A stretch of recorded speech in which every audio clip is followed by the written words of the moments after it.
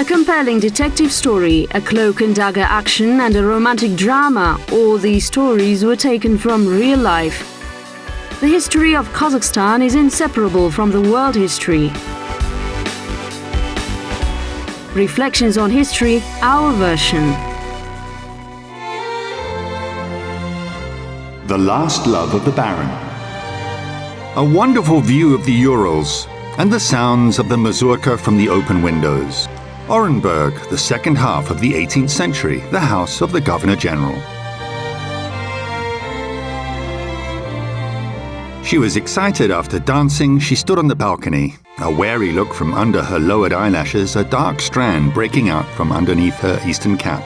As the whole of her costume is uncommonly attractive, he noticed this exotic lady immediately. Her manner of dress, presenting herself in society. It was not difficult to start a conversation. The governor of the region can also quite officially take an interest in the opinion of the steppe aristocrat. For example, about the arrangement of Orenburg. The speech of Tikara was as irreproachable as her appearance. Such a dialogue which could well have taken place. You're fluent in Russian. How do you do that? As far as I know, only the boys of your kind are attending school. In our father's house, there was often an exiled Pole, a highly educated person who taught us both the Russian language and French. And then she easily switched to Voltaire's language. She's perfect, Baron Igelstrom thought. A mystery woman, the daughter of Khan Nurali, Taikara. She was a European-educated young lady. A woman who left a very interesting trail, especially her story related to Baron Igelstrom. Igelstrom made many premature steps. Chapter 1. The decoration of the ball. The city, built at the request of her grandfather Khan Nurali, Orenburg, August of 1779, the arrival of the Khan's delegation. Several hundred people, a huge revenue for Khan Nurali, an outstanding man in every respect. So Abul-Qaid Khan and his son Nurali, their offspring and all their might, showed up at the potential of their kind. The guests were placed beyond the Urals near the Minowa yard. According to the city chronicles, at least 40 sheep were sent to the camp every day for refreshment. Next to the governor's residence, a tent for the foreman was erected, the Khan and his entourage at a gala dinner in the ballroom. Exquisite dishes, high guests from neighboring cities, they say, for the health of the arrived guests. Guns fired 95 times. In an informal atmosphere with mutual pleasure, both state and personal affairs were decided. The Kazakh Khan Nurali had 17 wives, 4 from the Oirat side, from which numerous offspring were born, 30 sons and 40 daughters. For the fate of one of the favorites, Tikara, he didn't have to worry. Sultan Nur Muhammad Khoja appeared to the Khan as a worthy candidate. Only Nurali Abul-Qaid was an exceptional gambler. I'm now reading his reports to St. Petersburg. We cannot do this, it's not in our power. We cannot evict them from the horde. They're married to ours, and they listen to him. The story of the daughter of the Khan was happy and sad at the same time. The wedding, a move to Orenburg, but the husband turned out to be a silly man. She never found love in this marriage, but divorce didn't happen. She led a fairly secular life. She traveled to St. Petersburg and did not miss local receptions. We're in this place, in fact, the very beginning of the history of our city. 1743 is the official date for the creation of the city of Orenburg in this place. On the opposite side to the governor's house is one of the few places where the whole of Orenburg's elite gathered together, not too numerous beau monde for any event, which had even the most subtle hint of secularism, and it was in a complete composition. A standard set, provincial entertainment cards, gossips, drinking. Sometimes there were balls, sometimes receptions. As well, maybe a guest that came was invited from one house to another, that's all. Из одних гостей в другие. Вот из одного дома в другой. Вот и все. The decoration of any ball and reception was charming. In an unchanging oriental costume, Taikara did not like European fashions. During the balls, this did not stop her from changing into European clothes, however. And most likely, at one of the receptions or balls, the Baron drew attention to her luxurious beauty. But where and when it happened is not clear. Chapter 2. Cherchez la femme.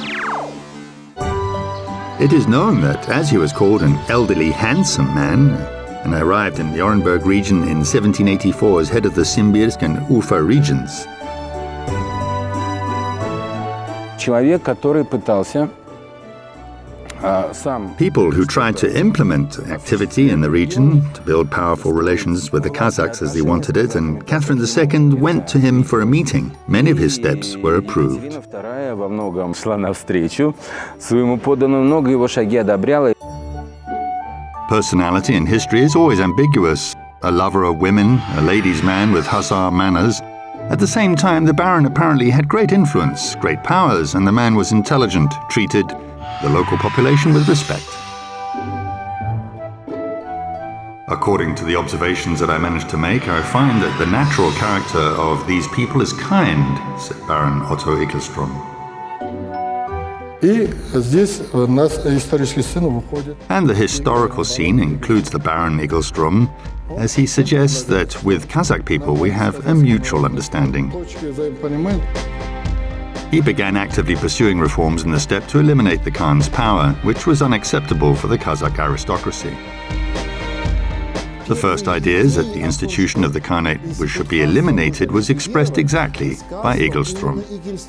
To organize a system of ships in which the leading position belonged not just to Sultan and Chingizids, but to beys and baturs, meaning that to representatives of the so-called Black Bone.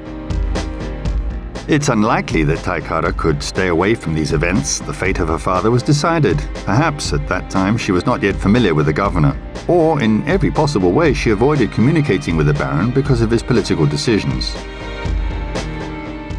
He even without knowing suggested in the monarchy the basis of parliamentarism, the People's Assembly, and later the People's Assembly was remained as the Khan's Council.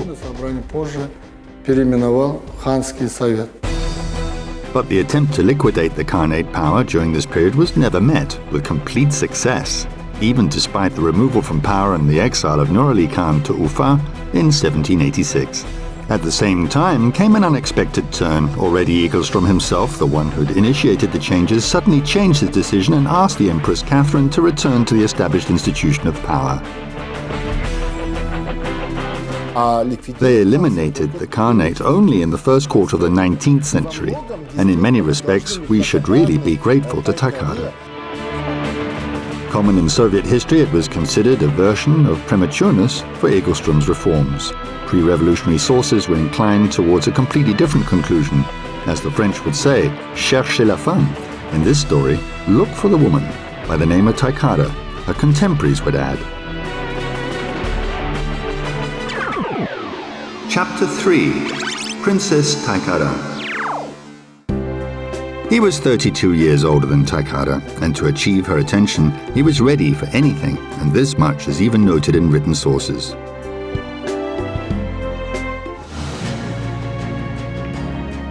New institutions and orders were not destined to take root. This was partly a confluence of different circumstances, in part the actions of the border authorities. The root was concealed also in the circumstances that he was influenced by a Kyrgyz woman from the tribe of Abu Khair, the Princess Taikara as she was called, from Kyrgyz steppe of the Orenburg department, compiled by Lev Meyer.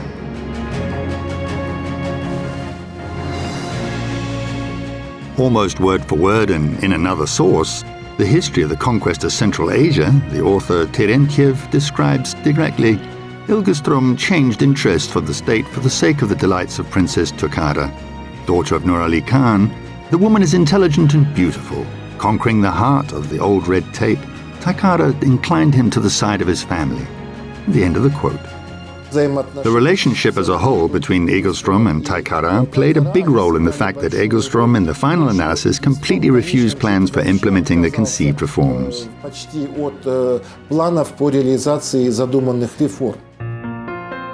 Her descendants call her the Kazakh Mata Hari, a woman who created more than one president in history. Beautiful, educated, intelligent, Taikara even succeeded in punishing her unfaithful husband, and according to contemporaries, he deserved it. Moreover, by the court's decision, the family's possessions were transferred to her personally, although at the time, according to Kazakh tradition, it was only community property.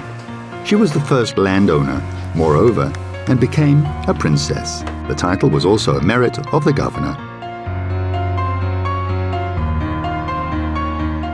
Taikara не случайно была названа. Taikara was named the princess by Russian officials. Называли именно российские чиновники. Baron Igelstrom could not refuse anything to the beautiful princess. He even procured the right to ride a train. This is when horses were harnessed in 2 or 3 pairs in single file. According to the etiquette of the time, only the highest nobility were allowed to do so, and the Baron personally and repeatedly asked the Empress Catherine for numerous relatives to travel with Tikara. It seems to me that she somehow used her influence on the elderly Igelstrom to get some additional protection for her relatives, in particular the younger Juz of Kazakhs. He ordered to make for her a special winter sled that could not overturn, sheathed outside with bear hide, and inside it was made of green velvet. He forgave her a lot of time when she laughed at his age. He had the weakness to hide his years. On his 63rd year of his birth, he presented himself as a 47-year-old, and one day, with disappointment, dropped his track record in which an official in his office dared to add to his age 1 year. From Dmitry Bantish-Kaminsky, Dictionary of Memorable People. Epilogue. The Last Sorry. So, was this a platonic romance or something more? Confessing in one voice that the Baron changed his views because of the beautiful Taikara, nevertheless, none of the sources of their connection confirms this. All is at the level of rumors. Allegedly, even their love correspondence existed. But I also need to dig around in the documents. I think these things are not reflected in official documentation, but personal correspondence probably will be very difficult to find if it is preserved at all. In 1790, they apparently broke up. The Baron was sent to Sweden, then an uprising took place in Warsaw. But 7 years later, he returned to Orenburg. The new Emperor Paul I called him to service. Apparently, the former passion once again captured the heart of the elderly Governor-General. And now Taikara was sent to conquer St. Petersburg already as part of the embassy. Probably the embassy was planned with the participation of Igelstrom, but in the correspondence of State Chancellor Bezborodko with Igelstrom in 1798, there's no information on the planning of the embassy, but there is a decree of the Chancellor about the award of Nur Muhammad Hoxha, the husband of Taikara, to collegiate assessors and the purchase of a house in Orenburg for 1,700 rubles. Janat Kundakbayeva, from Taikara Khanum, Bright Star, the ruling house of Kazakhs during the sunset period of the Khan's power. The stay of the princess in the capital remained in the sources as details, road expenses, apartment rent, a visit to the masquerade, an excursion to the porcelain factory, even the data how much velvet and sables were needed for the dress for the highest audience. For the Emperor Paul I. She, according to the protocol, should have been in St. Petersburg in the image of an Asian woman. She spent more than a year instead of the planned 2 months in St. Petersburg. She returned to Orenburg not only with imperial gifts, Taikara was assigned an annual salary. She had a strong influence on Baron Igelstrom. And Igelstrom had influence at court, even without being present. Perhaps the subsequent creation of the Bouquet hoard in 1801 was not without his participation. Khan Bouquet was still her brother.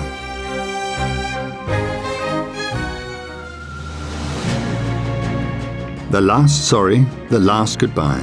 Even before the departure of the princess from St. Petersburg, Igelstrom retired due to his health in 1798. It's not known whether they met after that. However, little is known about Taikara. All this love story, strangely enough, does not reveal the secret of her personal life. A mystery woman, Taikara.